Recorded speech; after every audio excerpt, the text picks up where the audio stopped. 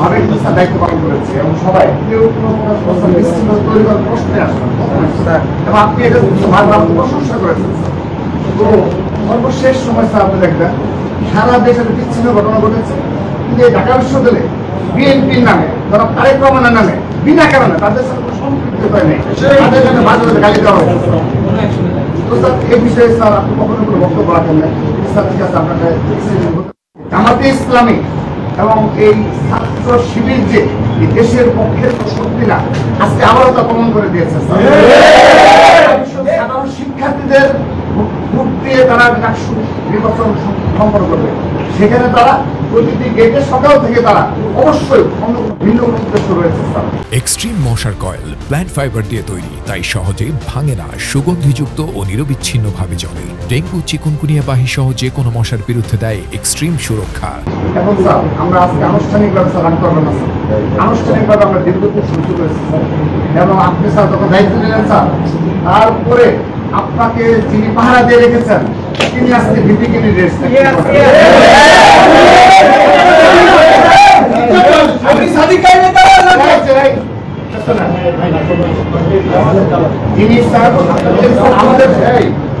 আমাদের বক্তব্য না স্যার, সোশ্যাল মিডিয়া সাধারণ শিক্ষার্থীরা এই ছবিটি সামনে নিয়ে এসেছে যে আপনি প্রথম বেশ কয়েকদিন যখন তার পরিচয় সম্পর্ক আমরা আমাদের অজানা ছিল, পরবর্তীতে যখন পরিচয় প্রকাশ হয়ে গেল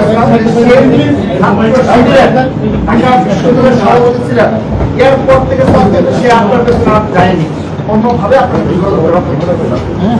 আমরা স্যার সার্বিক চক্রবর্তী এবং স্যার যে ঘটনা এটি স্যার আপনি যতই ব্যাখ্যা দেন স্যার আপনার অবশ্যই আপনার সম্মান রেখে স্যার আমরা দীর্ঘদিন রয়েছে। আগামীতে ইনশাআল্লাহ এই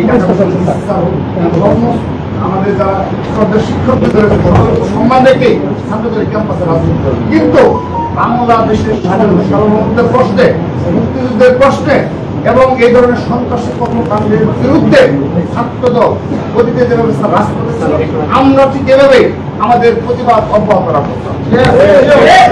আনুষ্ঠানিকভাবে বলছি স্যার, ঢাকা বিশ্ববিদ্যালয়ের প্রশাসন যারা শীর্ষ পদে বসে রয়েছে তারা পুরোপুরি জামাতিকরণ হয়ে পড়েছে,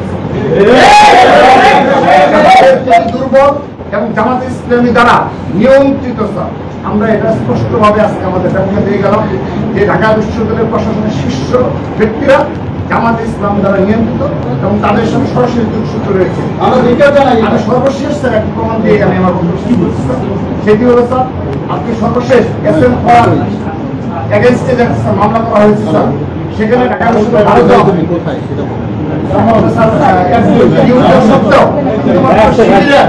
সাবেক সাধারণ সম্পাদককে আপনি আইনজীবী